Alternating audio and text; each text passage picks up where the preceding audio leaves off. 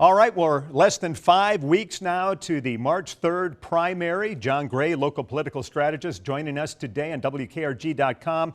And we're going to talk about the Republican Senate race. And John, there's some new polling figures out today, and we'll take a look at that. And this was leaked out allegedly by the Sessions campaign, and it shows Sessions right now with 43% of the vote among Republican voters. Bradley Byrne and Tommy Tuberville neck and neck at 22 and 21%. But looking back to a similar poll taken about 6-7 weeks ago, the only thing really that you see there that jumps out is that Bradley Byrne has gained a little bit, 8% according to these two polls. So what do you make out of that, John? I guess Sessions people might be thinking, okay, look, we've got double almost what the next guy does, but you see a dark cloud here for Sessions supporter when you look at these figures. Well, for the average voter, they're going to look at this and say, oh, wow, Jeff Sessions is really close to winning. We're a month and a half away from the election, and gosh, he's just going to take this. But the problem is, if you do this for a living, you would understand that Jeff Sessions should be over 50%. Richard Shelby,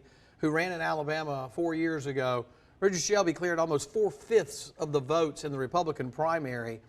Jeff Sessions is certainly as well known as Richard Shelby is, doesn't have any of the baggage that he did at the time, and yet Jeff Sessions' numbers are down. Why? It's all that Trump factor. Trump wanted to fire him. Trump doesn't like him. Worst attorney general ever in the history of the United States. Everything about Trump. And so where his numbers are today, Pete, to me, you have to ask yourself, is this his high water mark?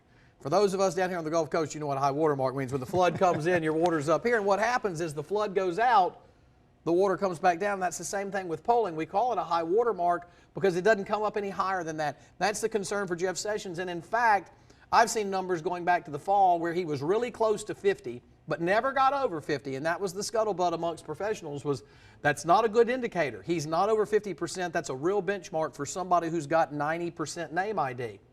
His polling had him at 44 in December. He's moved down a point to 43. Yes, that's in the margin of error, but he's not going north.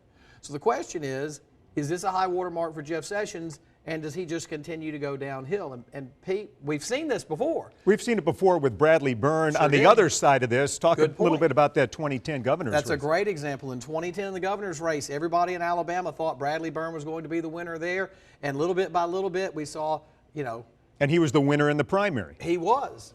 And then you saw the runoff come around. But it got tighter all the way through, even as he went into the primary, because you saw James start to come in, and you saw that our good friend Dr. Bentley start to come in. And then over and over as we got into the runoff, those numbers kept ticking downward. So then, by the way, that's a very different Bradley. I don't want people to misjudge that. We call that 2010 Bradley.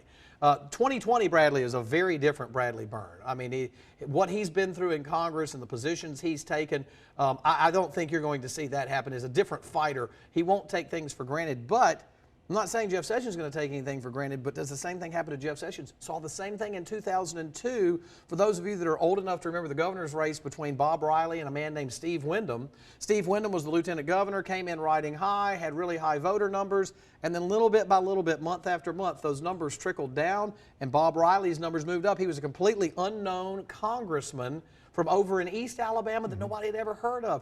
Very similar story here with Bradley Byrne and Jeff Sessions. That's the question for me. Those numbers, they want them to look good. They want people to say, oh, look, Jeff's going to win. Write him a check. Get on board now.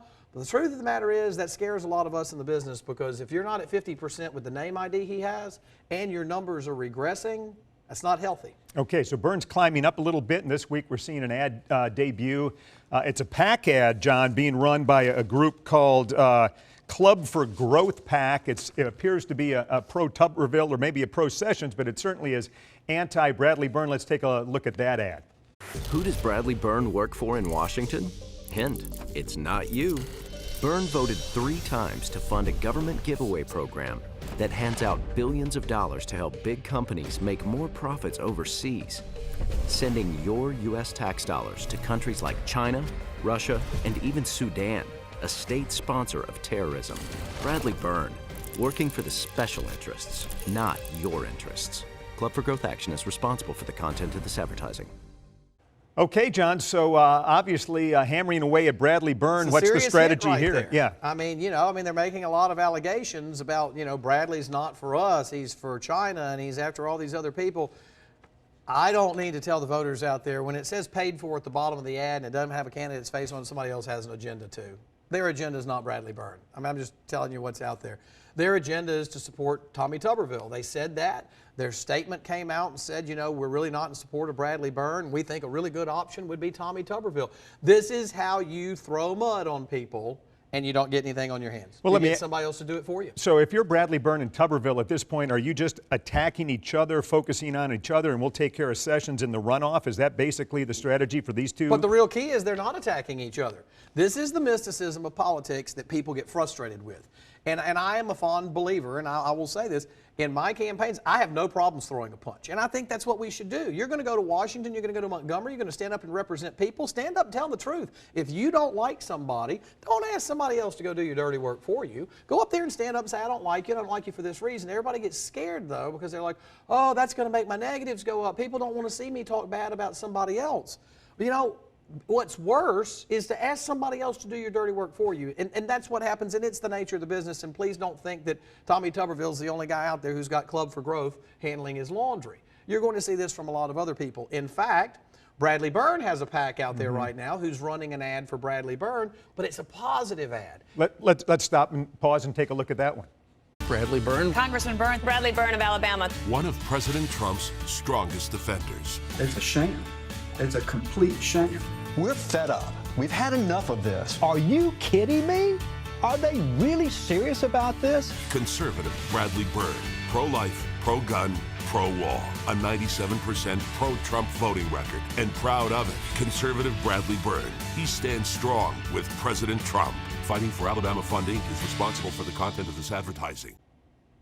All right, John, and your general reflections on that spot. That spot's a positive ad for Bradley. And what's interesting is both of those ads ran placements for the end of the month. Both of them are going to run into February. They're both running about the same amount of money. The Club for Growth ad's running about $55,000 in Birmingham and Huntsville. Bradley's ad we just saw coming from the pro-Bradley PAC is running about $50,000 in the same markets. So while Club for Growth is hitting Bradley on selling out, here's Bradley Byrne in the Oval Office talking about his support record for Trump.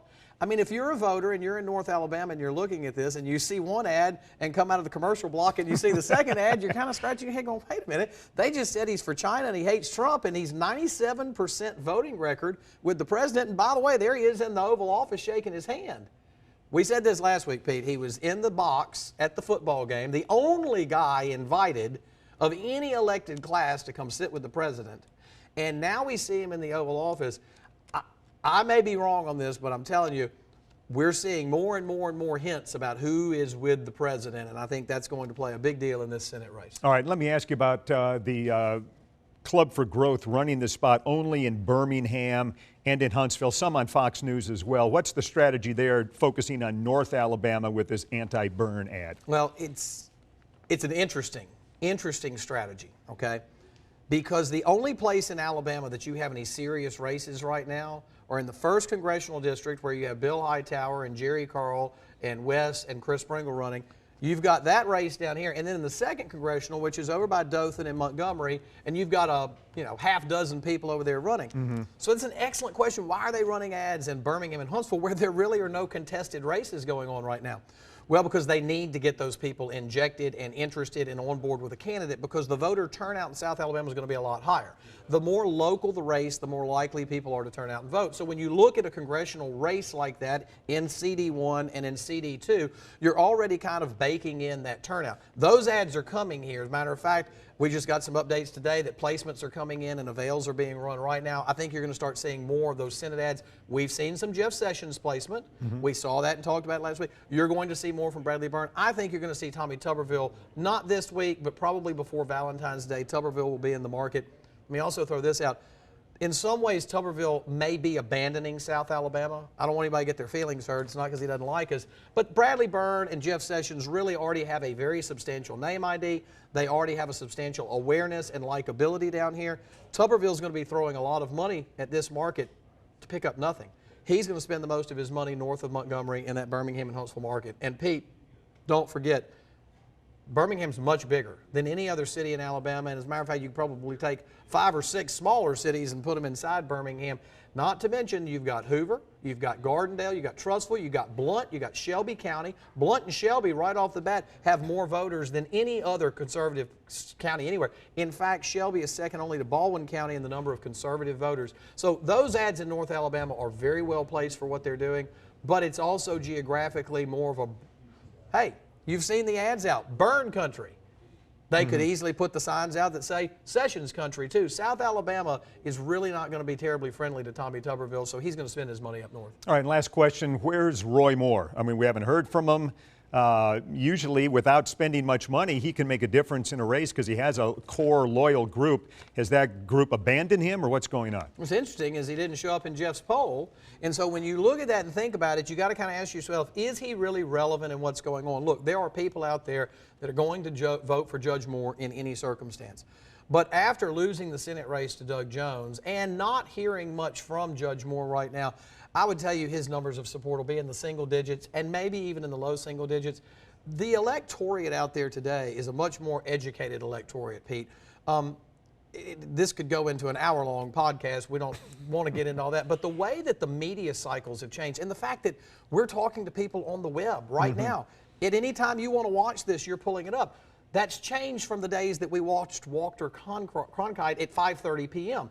Because of that, we have a much more educated electorate in what's going on. So the days when Judge Moore could run and people voted for him because they just believed in him, it's different because they've now begun to see the other options, the downfall, and whether or not he has a shot at winning, and that's important to voters right now. We got a Senate that we're all listening to impeachment trials, and whether you're a Democrat or Republican, you know there's only a 3-vote majority right now by Republicans. So if you're a Democrat, you're clamoring, wanting to take back 4 seats, and if you're a Republican, you're clamoring, going, we need to protect those and win another, and one of those is Alabama. So I think that the people who would have voted for Judge Moore in the past still love him. He'll still get some votes, but he doesn't have the groundswell that he had before because they don't think he can win.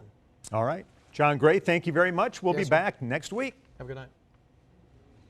All right. Thank you, John. All right. God, that's going to be like a 10-minute segment.